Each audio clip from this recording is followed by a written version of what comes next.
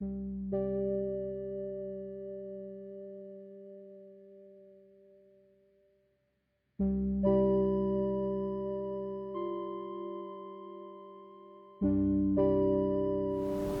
Dynasty is known for poetry, Song Dynasty for tz'u lyric, Yuan Dynasty for tz'u aria, Ming and Ch'ing Dynasties for novel, and the early Republican era for Ping-ching or Peking Opera. Between the founding of the Republic of China in 1912 to the fall of mainland China to the Communists in 1949. In this period of 38 years, even though the country suffered many calamities, Ping-ching or Peking Opera was the rage from north to south.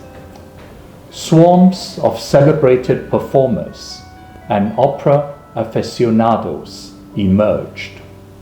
Such proliferation did not occur in the past. Ping-ching or Peking Opera originated from Pei-p'ing, Peking. Hence, it was named after the city. Ping means Peking and Ch'u means opera. The name Pei-p'ing only came into being after the victory of the Northern Expedition and the unification of China in 1928. The Nationalist government renamed the city from Beijing to Pei-p'ing. Thus, Ping-ching can also be called by the former city name as Ching-chü.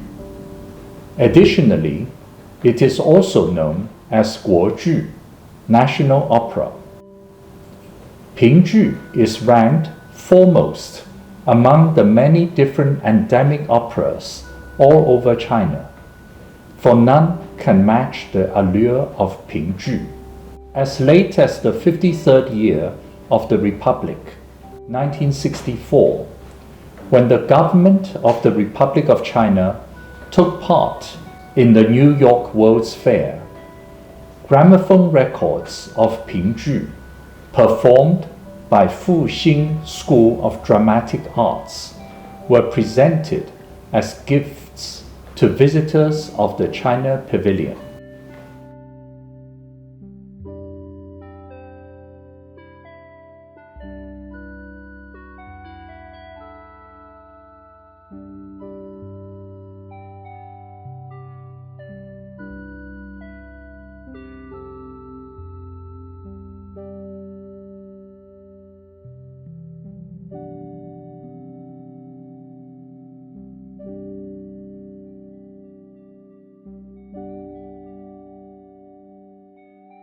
The Republican hallmark of Ping-ching is discernible. There's an album of this gramophone record in my house, a memento of former times. A celebrated soprano of the Ping-ching school of Chen Yanqiu, who was adulated in both the Republican period in mainland China and the Republican period in Taiwan, who continually performed on stage during the latter period in Taiwan and Hong Kong, whose virtuosity emerged to be ever more sublime, was none other than Aunt章遏雲. Aunt章遏雲, 1912 to 2003. Original name Pei-p'ing, Hao-'er-yun, tz'u. The Hao-'er-yun was christened by Sir Zi. The Hao-tz'u was christened by Ye Gongcuo. In time, the Hao-'er-yun was mostly used. She was a native of Guangdong province, but spent her childhood in Shanghai. She learned to sing in the role of Lao Sen, older gentleman, at a young age. Her first performance was in a cameo appearance in the opera Wu Jia Bo at the Qiankun Theatre inside the Great World Amusement Arcade in Shanghai. Soon after, Aunt Zhang left Shanghai to study at a school in Tianjin. In her after-class hours, her school teacher, Wang Yusen, taught her to sing in the role of Qing-yi, middle-aged woman. A few years later, at the age of 11 or 12, she performed the role of Qing-yi in the opera Fen He Wan at the Guangdong Guildhall in Tianjin. The performance was well received by the audience and ushered her decision to join the world of opera. Many renowned opera teachers were then living in Peking. Aunt Zhang's mother, Deng Xiuzi, who at one time used the name Zhang Souzhi, accompanied her daughter to Peking. Enquiries were made all over the place to find suitable opera teachers, and in due course, Aunt Zhang studied under a number of prestigious singers: Li Baoqing, Rong Dixian, Li Shousan, Zhang Cailing, Jiang Sunxian, Lü Xuefang, and Tao Yuzhi. Aunt Zhang was able to make significant progress with her opera singing. In the 19th year of the Republic, 1930, she became a student of Wang Yao-ch'ing, 1881 to 1954. She received tuitions for the operas Qi Pan San, Diao Can, Kong Chue Dong Nan Fei, Fu Shou Jing, and others, reaching ever higher level of virtuosity. In the same year, the Beiyang Pictorial News in Tianjin launched a referendum for opera aficionados to vote on the 4 greatest contemporary Hundan female performer. Aunt Zhang was elected as one of the 4 greatest Hundan. During this time, in order to thoroughly study the opera Ba Wang Bie-ji, she became a student of Lan-fang, 1894 to 1961. In the 21st year of the Republic, 1932, Chen Yanqiu, 1904 to 1958, went on a grand tour of Europe and disbanded his opera troupe. The Hu-qing instrumentalist of the troupe, Mo Tie-fen, subsequently found employment with Aunt Zhang. Mo Tie-fen was not only a Hu-qing instrumentalist, he was also a librettist and a composer. With this collaboration, Aunt Zhang switched her style of opera singing to follow the school of Chen Yanqiu. In the 23rd year of the Republic, 1934, Aunt Zhang leased the Grand Theatre of Hankow in Hubei province for half a year. Apart from arranging a session of her own performance, she also invited a session with Lan-fang and his opera troupe, a session with Ma Lianliang, 1901 to 1966, Huang Guiqiu, 1906 to 1978, and their opera troupe. Seating tickets and standing tickets were completely sold out. It was a sensation in Wuhan City, and the earnings were substantial. In Peking and Tianjin, there were many literati and Qing loyalists who were enthralled by the opera performances of Aunt Zhang. In the 24th year of the Republic, 1935, Zhang Qing, 1861 to 1949, a member of the former Hsun-leng Academy of Qing Dynasty, presented a poem to Aunt Zhang. Nearly 100 other literati responded with poems, including Liu Hsun-leng, 1872 to 1942, Fan Zhenxiang, 1846 to 1931, Fang Erqian, 1873 to 1936, Yuan Kewen, 1889 to 1931, and others.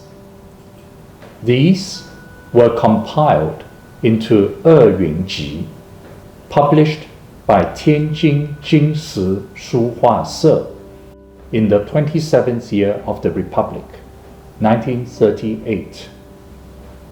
Aunt Zhang was also accomplished in Yue-ch'u, or Cantonese opera, though little known.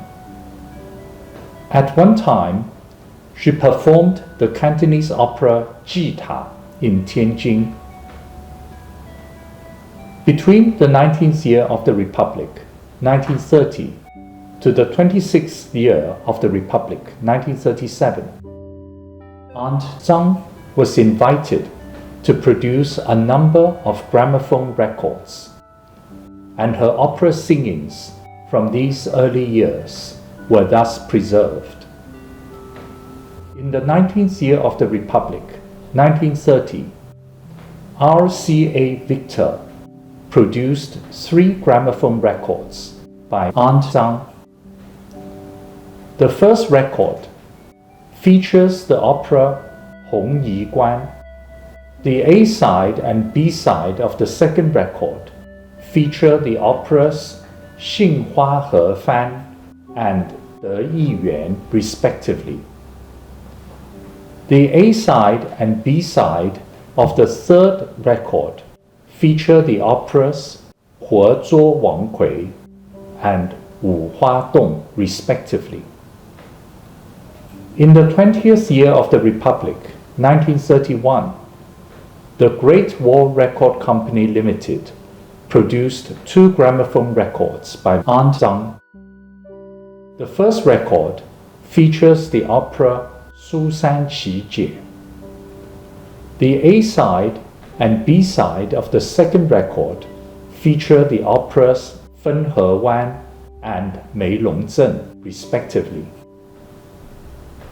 In the 26th year of the Republic, 1937, Path Records produced 3 gramophone records by Aunt Zhang. The first record features the opera Lei Feng Ta.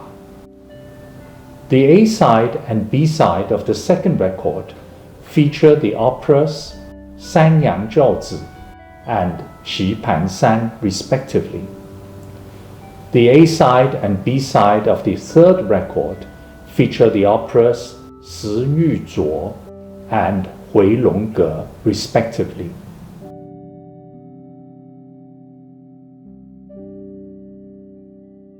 I have kept a gramophone record of the operas Si Yu Zuo and Hui Long Ge by Path Records, as to dwell now and again on the residue sound of the past.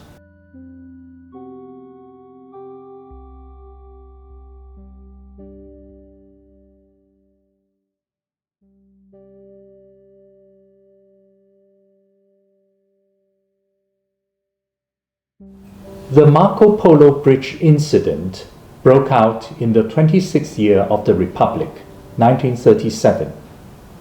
Peking, Tianjin, Shanghai, Nanking fell to the invading Japanese army one after the other.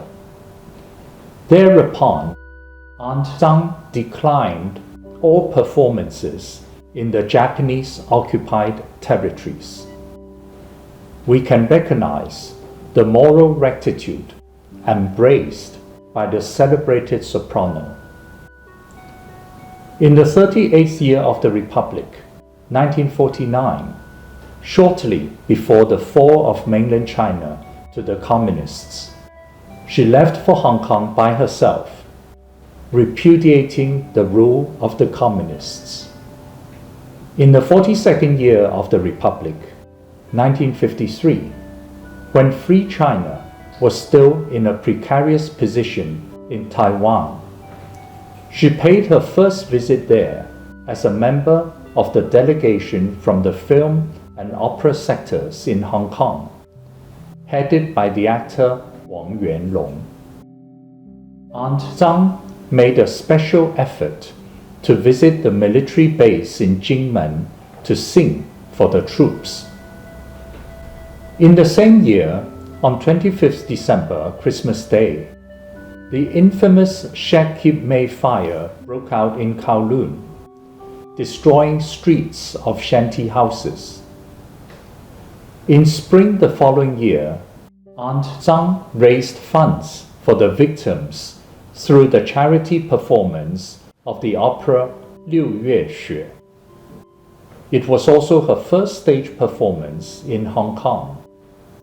Although she was living in Hong Kong, she was politically supportive of the Republic of China and paid regular visits. One of her visits was to attend the 10th October National Day celebration in the 46th year of the Republic, 1957, as a member of the Double 10 delegation from the film and opera sectors in Hong Kong. Again, she toured numerous military bases to sing for the troops. In March, the 47th year of the Republic, 1958, Chen Yanqiu passed away in mainland China. A few months later, the Communists appointed an intermediary in Hong Kong to invite Aunt Chang to return to the mainland to take over the opera troupe of Chen Yanqiu. They offered a salary of 1,500 yuan and a government-allocated house. Aunt Chang promptly declined the offer. She recalled in the autobiography of O-yün, "I knew if I just go, I would no longer have my personal freedom. Luckily, I made the right choice by not going in rashly to be an expropriate officer. Because after this, the Cultural Revolution began. A little bourgeoisie like myself from Hong Kong would for sure be purged to near death many times over. It is unlikely for me to be still alive to write this autobiography." In the 47th year of the Republic, 1958, General Wang Shu-ming made arrangements for Aunt Chang to settle in Taiwan. A government residence was allocated. Teaching positions were offered at the Peking Opera School under the administration of the Republic of China Air Force and at the Luguang Opera School under the administration of the Republic of China Army. On 23rd August in the same year, the Communists intensively shelled the islands of Jingmen and Matsu to prepare for an invasion, and the Second Taiwan Strait crisis broke out. On 25th January the following year, Aunt Chang raised funds for the frontline troops in Jingmen and Matsu through a charity opera performance at the Jieshou Hall on Zhonghua Road in Taipei. Aunt Chang enjoyed a leisurely and carefree life in Taiwan. Comparing it with the toe-fit life in mainland China at that time, she could only be gratified by her good fortune of escaping across the sea.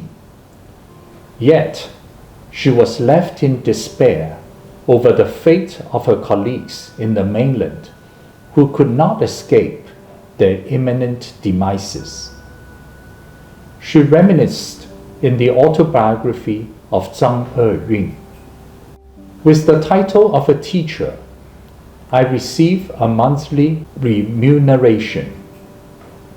For those students who follow the Ping-ch'ing school of Chen-yan-chou, they will all courteously visit me to receive instructions.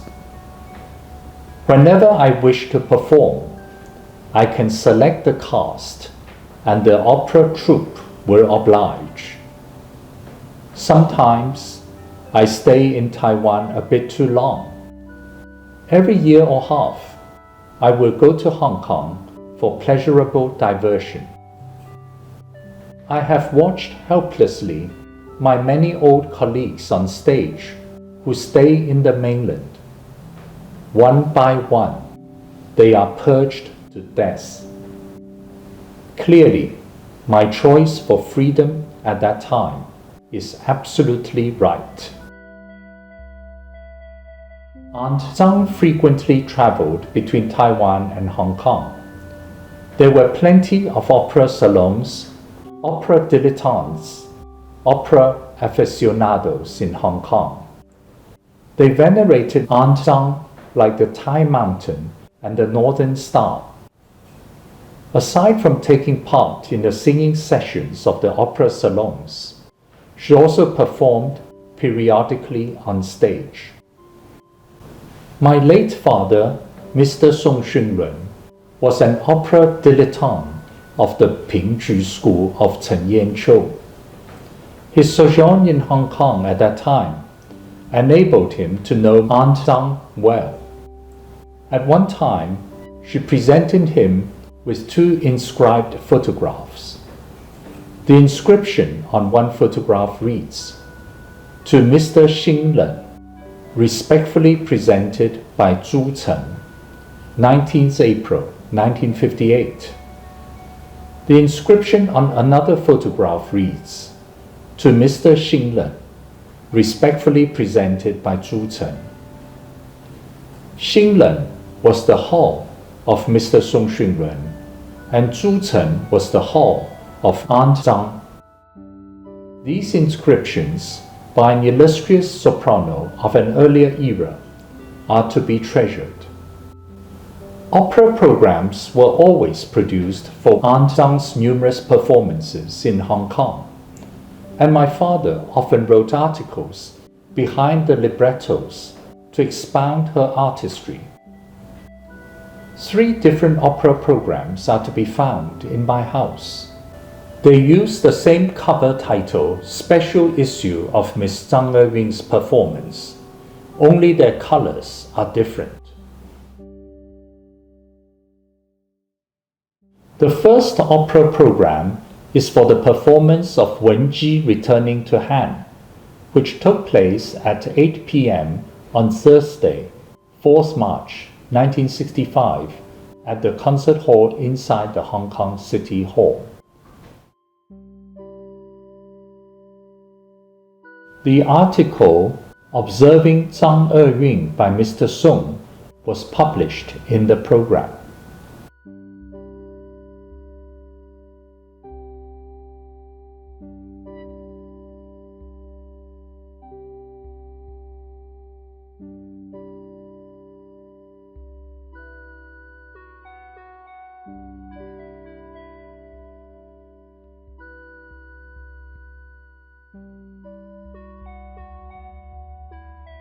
The second opera program is for the performance of Yüan, which took place at 8 p.m.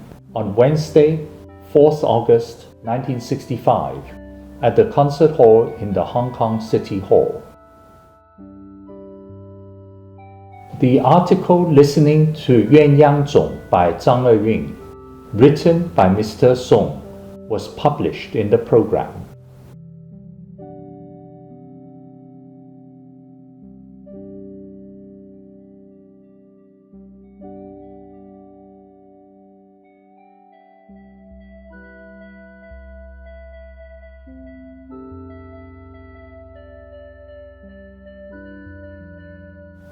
The third opera program is for the performance of Muyang-juan, also known as tz'u, which took place at 8 p.m. on Monday, 24th April 1967, at the concert hall in the Hong Kong City Hall.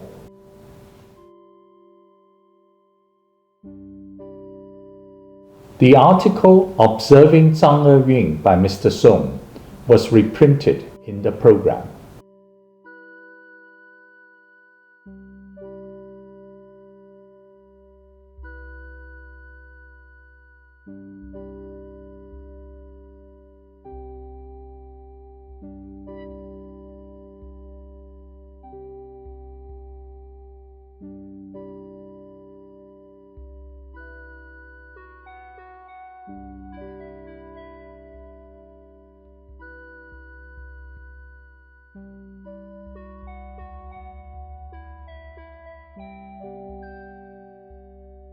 I also have a 6-page Xerox set of handwritten libretto.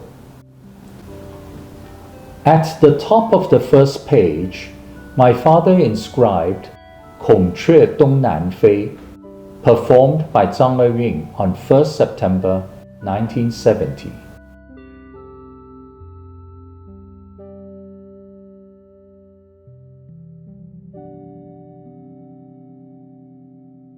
Thus, we knew that this opera was performed by Aunt Zhang in Hong Kong too. There is no indication of the authorship of these handwritings. There are many scribbles and deletions. One may conjecture they are the handwritings of Aunt Zhang. My father treasured his many private live recordings of Aunt Zhang's singings, some taken during the singing sessions of the opera salons, and some taken during the stage performances in Hong Kong. They are now likely to be the only extant recordings of those sessions and performances. I hereby present the live recording of her singing in Wen-chi Returning to Han, performed on 4th March 1965 in Hong Kong, nearly 60 years ago.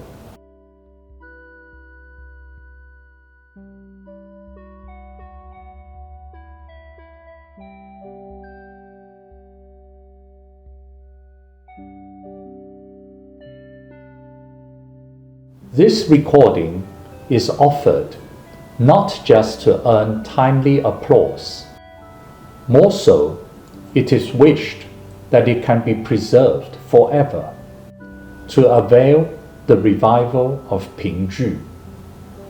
For the world to better appreciate the virtuosity of Aunt Zhang, it will certainly be rewarding to read Observing章遏雲by Mr. Song Xun-leng.